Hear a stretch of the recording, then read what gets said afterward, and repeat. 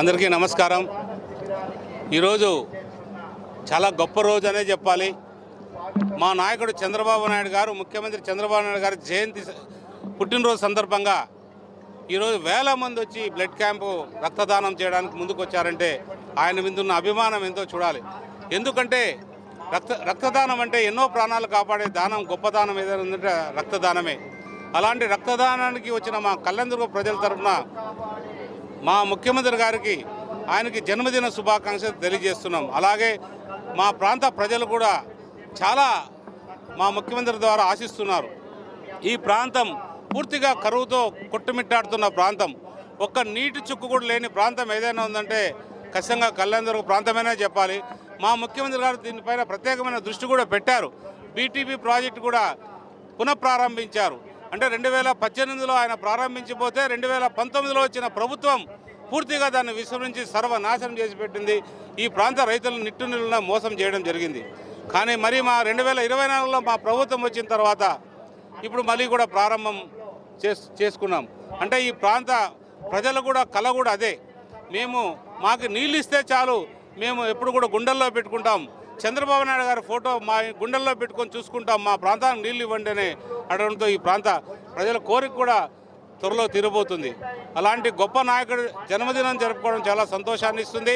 అలాగే ఈరోజు ఏదైతే బసవ జయంతి సందర్భంగా ఏదైతే లింగాయతులు ఉన్నారో వాళ్ళు బసవని ఒక గొప్ప దేవుడు వాళ్ళకి, అలాంటి దేవుడికి సంబంధించిన బసవ జయంతి సందర్భంగా లింగాయతులకు ఈరోజు కూడా మన ప్రాంతంలో లింగాయతులు కూడా చాలా కుటుంబాలు, వేల కుటుంబాలు ఉన్నాయి. వాళ్ళకు వందల ఎకరాలు కూడా ఈ ప్రాంతంలో ఉన్నాయి. కానీ అన్నీ కూడా అన్యక్రాంతం కావడం, ఆక్రమించుకోవడం, రకరకాలుగా అవి గురయ్యాయి. కానీ కొంత ప్రాంతం కొంత వాళ్ళకి ఏదో ఒక మఠం కావాలి, మఠాధిపతి వచ్చి అడగడం జరిగింది.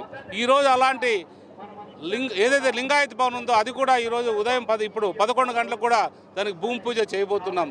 అంటే ఈ కళ, లింగాయతుల కళ కూడా ఈరోజు జన్మదినం సందర్భంగా మా ముఖ్యమంత్రి చంద్రబాబు నాయుడు గారి జన్మదినం సందర్భంగా ఈరోజు లింగాయత్ భవన్ కూడా భూమి పూజ చేస్తున్నాం.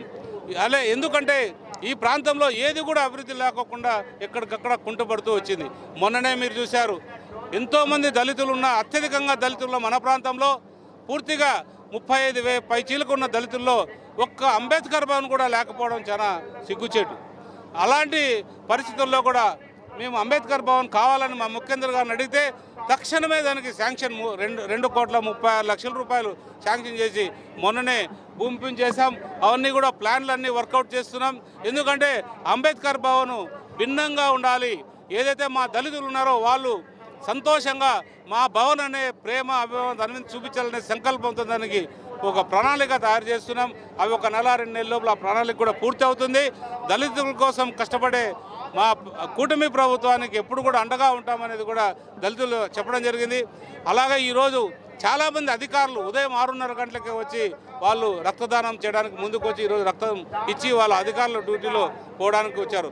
చాలామంది వికలాంగులు వచ్చారు, చాలామంది మహిళలు వచ్చారు, చాలామంది ఇప్పుడే చూశారు ఒక జంట 63 సంవత్సరాలు వాళ్ళిద్దరూ వచ్చి కూడా వైశ్యాస్ అయినా కూడా మేము రక్తదానం చేస్తాం. ఈరోజు చంద్రబాబు నాయుడు గారి జన్మదిన సందర్భంగా ఆయనకి మేము స్ఫూర్తిగా ఉండాలనే ఉద్దేశంతో ఆ జంట కూడా ఈరోజు వచ్చి వాళ్ళు కూడా రక్తదానం జరిగింది.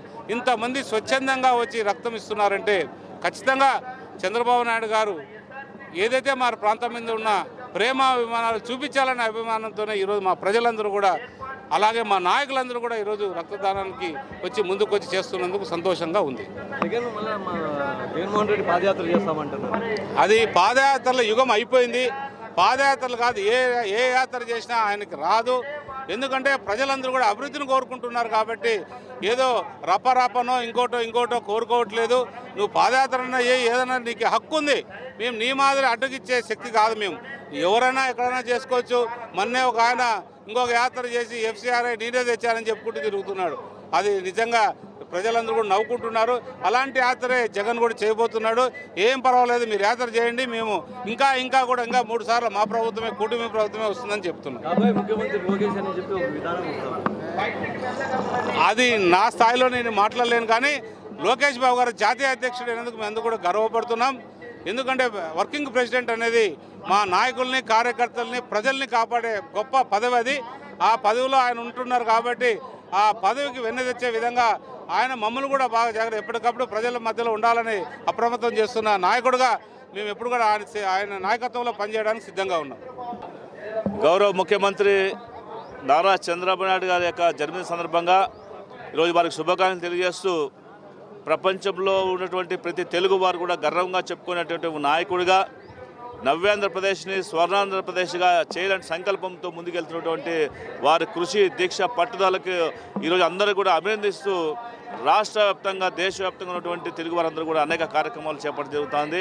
అందులో భాగంగా అనంతపురం జిల్లా కళ్యాణదుర్గంలో ఈరోజు మెగా రక్తదాన శిబిరాన్ని కార్యక్రమాన్ని మన శాసనసభ్యులు గౌరవనీయులు అభిలేష్ సురేంద్రబాబు గారు ఇక్కడ ఏర్పాటు చేయడం జరిగింది. ఇప్పటికే వేలాదిగా ఈ రక్తదాన శిబిరంలో పాల్గొంటూ చంద్రబాబు నాయుడు గారి పట్ల ఉన్నటువంటి మమకారాన్ని ప్రేమను వారు వ్యక్తపరుస్తూ అవసరమైతే రెండోసారి కూడా మళ్ళీ మేము బ్లడ్ డొనేట్ చేస్తామనేటువంటి ఆలోచన ఉన్నటువంటి యువత ఈరోజు ముందుకు వచ్చడం జరుగుతోంది.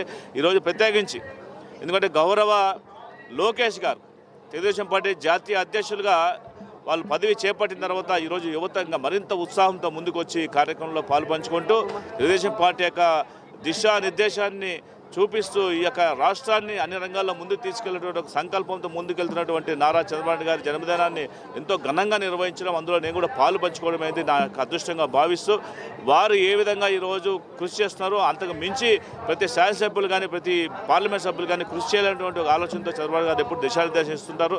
వారు అనేక రకాల సలహాలు ఇస్తూ సూచనలు ఇస్తూ మమ్మల్ని అందరూ కూడా ఎప్పటికప్పుడు కూడా ఈ ప్రజల పట్ల ఉండాలి, ప్రజల సంక్షేమం పట్ల ఉండాలి, ప్రజల్లో ఉండాలి, నిత్యం ప్రజల్లో తిరుగుతూ ఉండాలనేటువంటి ఒక ఆదేశం ఇస్తూ మమ్మల్ని అందరూ కూడా ఒక ముందు తీసుకునేటువంటి కార్యక్రమాలు చూస్తున్నారు. ఈరోజు చాలా సంతోషంగా ఉంది.